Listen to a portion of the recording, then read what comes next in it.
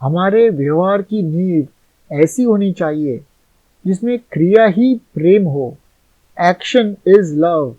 सभी परंपराओं का प्रतित्याग करना है ताकि मन पूरी तरह मुक्त हो और दिमाग बिल्कुल शांत हो। यदि आप इसमें गए हैं तो आप देखेंगे कि मस्तिष्क शांत हो सकता है, किसी तरकीब से, किसी दवा के सेवन से नहीं, बल्कि मस्तिष्क शांत हो सकता है पूरे दिन उस सक्रिय और निष्क्रिय जागरूकता के माध्यम से। और अगर अपने दिन के अंत में जो कुछ हुआ है उसका जायजा लिया है और अपने अंदर आदेश लाया है, ऑर्डर लाया है, तो जब नींद आती है तो मस्तिष्क शांत होता है, एक अलग गति से सीखता है। आप कह सकते हैं इस सब का जीने से और मेरे जीवन से क्या लेना देना है। मुझे रोजमर्रे की जिंदगी जीनी है, ऑफिस जाना है, बर्तन धोना है, भीड़ भरी बस में पूरे शोर शराबे के साथ सफर करना है। ध्यान का इन सब से क्या लेना देना। फिर भी जीवन की समझ ही ध्यान है। जीवन हर दिन अपनी सारी जटिलता, दुख, अकेलेपन, निराशा, प्रसिद्ध और सफल बनने की चाह, भय और ईर्ष्या, यह सब समझना ही ध्यान है। इसे समझे बिना केवल रहस्यों को खोजने का प्रयास बिल्कुल खोखला है। इसका कोई मूल्य नहीं है। यह एक अव्यवस्थित जीवन की तरह है, एक अव्यवस्थित दिमाग जो गणितीय क्रम खोजने की कोशिश कर रहा है। ध्यान का जीवन से सब कुछ लेना देना है। यह किसी भावनात्मक परम आनंद की स्थिति में नहीं जा रहा है। एक परम आनंद है, पर वह सुख नहीं है। वह परम आनंद तभी आता है जब स्वयं में यह गणितीय क्रम होता है जो निरपेक्ष है। ध्यान प्रतिदिन जीवन का मार्ग है, केवल तभी जो अविनाशी है, जिसमें समय नहीं है, वह अस्तित्व में आ सकता है। प्रश्नकर्ता: वह देखने वाला कौन है जिसे अपनी प्रतिक्रिया का पता चलता है? उपयोग की जाने वाली ऊर्जा क्या है? कृष्णमूर्ति: क्या आपने किसी चीज को बिना प्रतिक्रिया के देखा है? क्या आपने किसी पेड़ को, किसी महिला के चेहरे को, पहाड़ को, या बादल को, या पानी पर प्रकाश को देखा है? इसे पसंद या नापसंद, खुशी या दर्द में अनुवाद किए बिना सिर्फ देखने के लिए इसे देखा है? ऐसे अवलोकन में, ऑब्जर्वेशन में, जब आप पूरी तरह से चौकस होते हैं तो क्या कोई पर्यवेक्षक होता है? करो श्रीमान, मुझसे मत पूछो। यदि आप ऐसा करेंगे तो आपको पता चल जाएगा। प्रतिक्रियाओं का निरीक्षण करें, बिना निर्णय, मूल्यांकन, विकृत किए। प्रत्येक प्रतिक्रियाओं के प्रति पूरी तरह से चौकस रहें और उस ध्यान में आप देखेंगे कि कोई पर्यवेक्षक या विचारक या अनुभवकर्ता बिल्कुल नहीं है। फिर दूसरा प्रश्न, अपने आप में कुछ बदलने के लिए, एक परिवर्तन लाने के लिए, मानस में एक क्रांति लाने के लिए कौन सी ऊर्जा का उपयोग किया जाता है? वह ऊर्जा कैसी होनी चाहिए?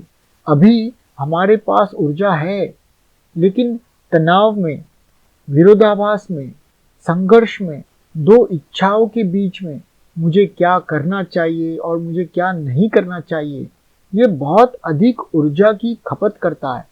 लेकिन अगर कोई विरोधाभास में नहीं है तो आपके पास भरपूर ऊर्जा है। अपने स्वयं के जीवन को देखो, वास्तव में इसे देखो। यह एक विरोधाभास है। आप शांत रहना चाहते हैं और आप किसी से घृणा करते हैं। आप प्यार करना चाहते हैं और आप महत्वाकांक्षी हैं। यह अंतर्विरोध संघर्ष को जन्म देता है। वह संघर्ष ऊर्जा बर्बाद करता है। यदि कोई विरोधाभास में नहीं है तो उसके पास स्वयं को रूपांतरित करने के लिए सर्वोच्च ऊर्जा है। कोई पूछता है, ये कैसे संभव है? कि पर्यवेक्षक और देखे जाने वाले के बीच, अनुभवकर्ता और अनुभव के बीच, प्रेम और घृणा के बीच कोई विरोधाभास न हो, ये द्वैत, इनके बिना जीना कैसे संभव है? ये तब संभव है जब केवल तथ्य हो और कुछ नहीं। यह तथ्य कि आप घृणा करते हैं, आप हिंसक हैं, और इसके विपरीत का विचार नहीं। जब आप डरते हैं तो आप विपरीत साहस विकसित करते हैं, जो प्रतिरोध, विरोधाभास, प्रयास और तनाव है। लेकिन जब आप पूरी तरह से समझ जाते हैं कि डर क्या है और इसके विपरीत में नहीं भागते हैं, जब आप अपना पूरा ध्यान भय पर देते हैं, तो न केवल मनोवैज्ञानिक रूप से इसकी समाप्ति होती है, बल्कि आपके पास इसका सामना करने के लिए आवश्यक ऊर्जा भी होती है। परंपरावादी कहते हैं, आपके पास यह ऊर्जा होनी चाहिए, इसीलिए सेक्स से दूर रहो, सांसारिक मत बनो, ध्यान केंद्रित करो, अपना मन ईश्वर में लगाओ, संसार छोड़ो, मोह में मत पड़ो। यह सब इस ऊर्जा को प्राप्त करने के लिए है।